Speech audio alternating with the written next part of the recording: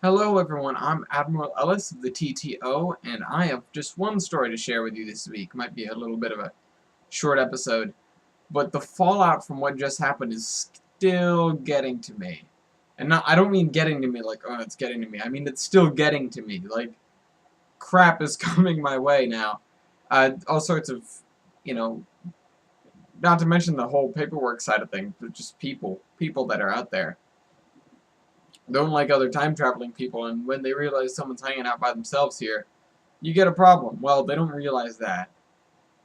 They've just heard a name and heard a location, and they come down and they realize, oh, it's this guy. Or maybe they don't, and they attack anyways.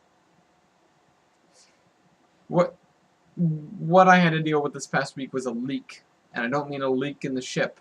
I mean a leak of information. Someone found a picture of me from the 70s, I think it was, maybe the 80s. And I looked the same. It was That was something I can talk about later. But the picture surfaced. It was, hey, of course it was my friend. So, hey, look, this looks like you. I'm going to send you a picture message over the internet, which isn't protected or encrypted or anything. And then people interpret that as, hey, look, it's a picture of this person. And he's in 2014, and he's in when was that? I don't even know when the picture was from. A few decades ago. So he must be a time traveler. Let's look up the phone number that it got sent to, let's find the address, and let's come down and try and blow this sucker up. Or steal his time machine, or whatever they really wanted to do. But I had to deal with two different groups of people confronting me just like out there. They came after me directly. Fortunately, they didn't raid the house. I wouldn't have been too upset if they raided the other house, because I had the base and Sarah was there and integrated and everything, and we even had defense systems. But they would have come here now, or maybe someone, I don't actually know if someone tried to break into the other base. I haven't been back there. Might be something to check. But two people confronted me or two groups of people, not at the same time, confronted me while I was driving. Uh, One while I was just heading up north on 295, disguised as a policeman, and then all hell broke loose. Fortunately, that was pretty well covered up. The other one, there was nobody around to see, thank goodness, because it resulted in a pretty big fireball, and, well, I'm glad it rained, or else Smokey the Bear would have been very upset with me. First one was actually people who they're kind of tenuous allies with the TTO. They wouldn't go against us, but we're not what's the word, intimately linked in any way, shape, or form. Um, it's just another group of time travelers that kind of goes around, and we keep them in check. They don't work for us, and they don't really work with us. They just kind of do their own thing, and then, not to say we clean up their messes, but we go in when they've screwed something up, and we tell them, hey, you gotta fix this. I mean, we do that with a lot of groups of people, but these guys are a little worse than most. They tend to be a little bit more imperialistic than a time traveler should be. So they go in and they tend to, well, they were after my watch. I mean, not directly after my watch, like they didn't see the watch and go, ooh, I want that, but they wanted well, they described it as a time capsule, and they thought it was my car at first, but it's not my car. They didn't see the Bat Out of Hell, or the Steambird, or Devereaux. They just, the first group, they stopped me, they questioned me, then it took me a minute to get my crap together, figure out who they were, and then I realized all I had to do was show them the TTO identification, and I'd be alright. And thus, I was. There was no big firefight there. The other one, I was, on a back road, really. I was on a back road. I was on my way to... Where was I going? I was on my way somewhere. I think I was going to some... Was I actually on my way somewhere? I don't even think I know. I may have just been duped. I never got there. I was too shaken to even get there. Wow, that was what? That was like Tuesday? I feel like I'm kind of foggy on that one. Tuesday was even before it happened. I'm not sure I knew what the hell was going on, but they baited me. They must have, because nobody ever contacted me again after that.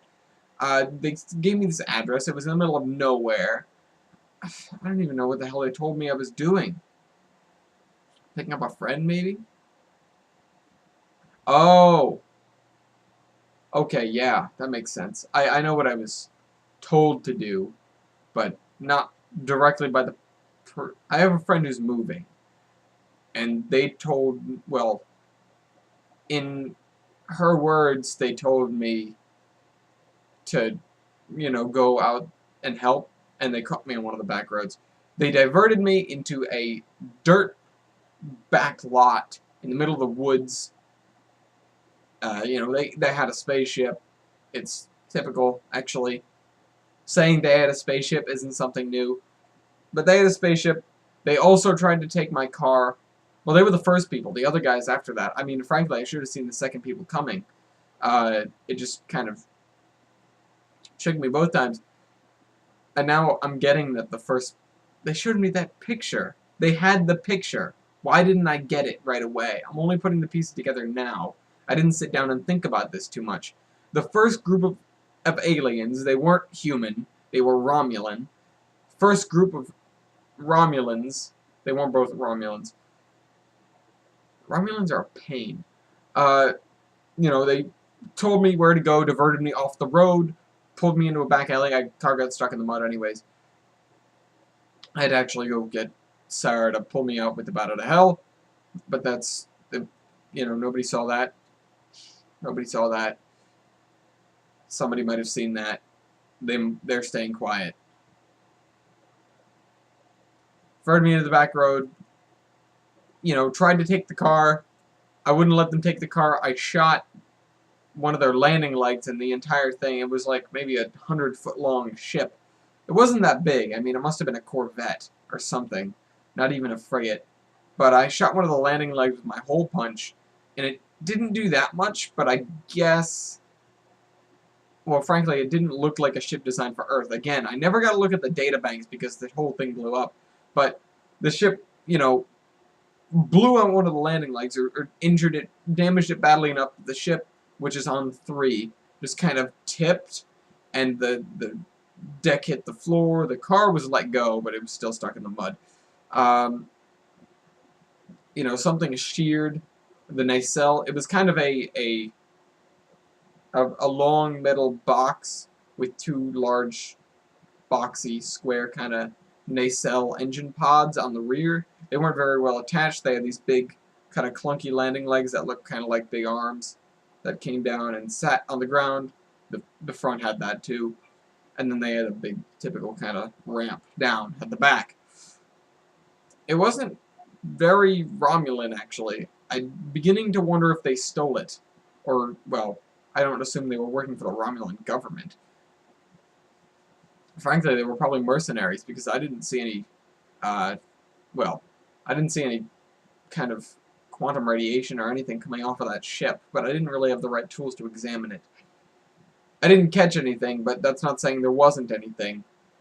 But I'm going to assume these guys were mercenaries hired by another group of people, or not people, to come and steal the time device, which was the watch, which I didn't even have on me on Tuesday. I did have it on me yesterday. Yesterday was Friday, for the record, for me, when I got stopped. But the ship goes tumbling over, well, tips over.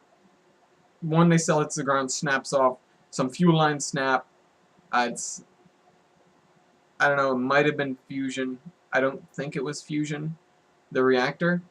But, you know, fuel line snapped or coolant line snapped or something, because all of a sudden the ship started to melt. That end of it started to melt, and then it started to spout flame, and then there were people running from the ship, and I was just kind of standing back, because everyone ran towards the ship when it fell, and then they ran away from the ship when it started to catch on fire. And so I'm sitting there with my watch and my phone, and I call Sarah because I'm watching this thing start to overheat because the entire middle rear is turning a bright orange, and you know that kind of red orange that you get when metal gets really hot, and it's starting to kind of bow in the middle, and I'm sitting there with the phone ringing, you know, please come here quickly. The car is stuck in the mud. I can't go anywhere. Uh, so this thing, all the Romulans run off into the woods. I don't even know where they are. I don't even know what they thought happened to me, but I have a feeling we're going to be tracking down Romulans appearing in Cumberland for some time. Or maybe they might just try to blend in.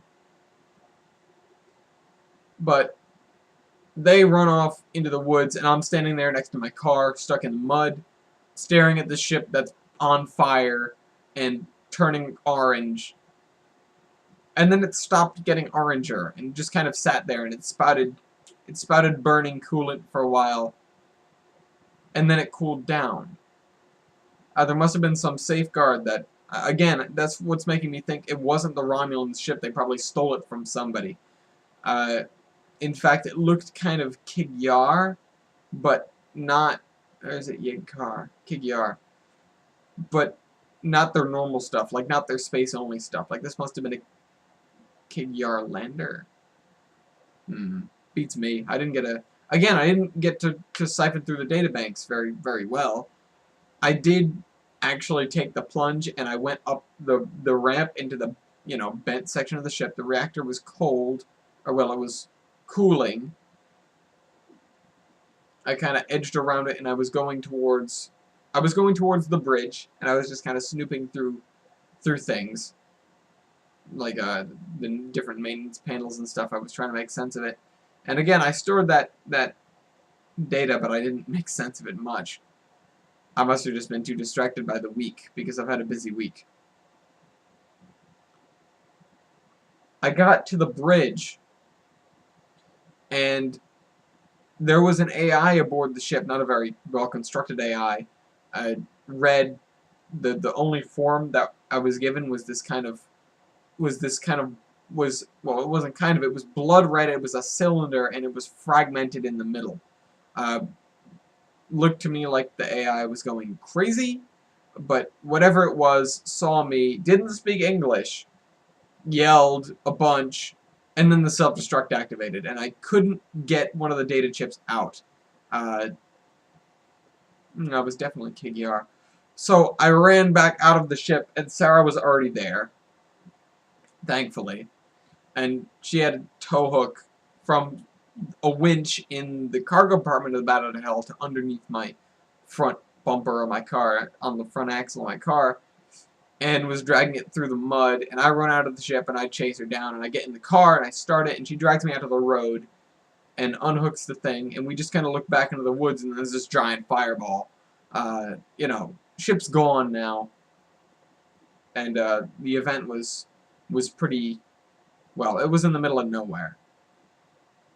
One dude in a pickup truck saw the spaceship hovering above the road, towing my car, stopped, turned with the two of us, watched the thing explode, and by the time he'd recovered from that, Sarah had flown off, so the ship was gone. And it was just me with my car standing in the middle of this road, in the middle of the woods, smoke rising in the distance, and I turned to this guy and I'm like, and he just kind of goes, uh-huh, and he gets back. It was kind of this middle-aged dude. Not middle-aged, but like younger middle-aged, maybe mid-30s. And, you know, he was kind of woodsman looking. I didn't really get a good profile of him, because he just stood there and stared at the explosion, and then I told him to keep it quiet, you know, in not so many words, and he got back in his truck and drove away. And I got in my car, and I drove home, because I'd totally forgotten why I was out there in the first place. So I went home, and then Wednesday, a friend told me about the picture. Oh yeah, those guys did in fact show me that picture. They were like, "Is this you?" That one of them actually did speak broken English. You know, put it down on my hood. This you? And I went, looks like me. And then started like patting me down. Didn't find the watch again. Uh, did I even say I had, I feel like earlier I said I had the watch in one hand and the phone in the other. I didn't even, again, I didn't have the watch on Tuesday. I don't, if I said that, I take that back.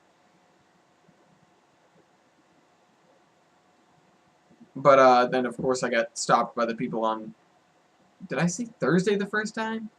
I don't know, this whole week is blurred together because of all the ridiculous stuff that's happened and all the other stuff that's been taking up my time. I don't feel like I've gotten any free time to sort out what's in my head this week. But I'll see you guys next week, and keep on staring at the stars and watch out for giant fireballs in the woods. Ah, missed.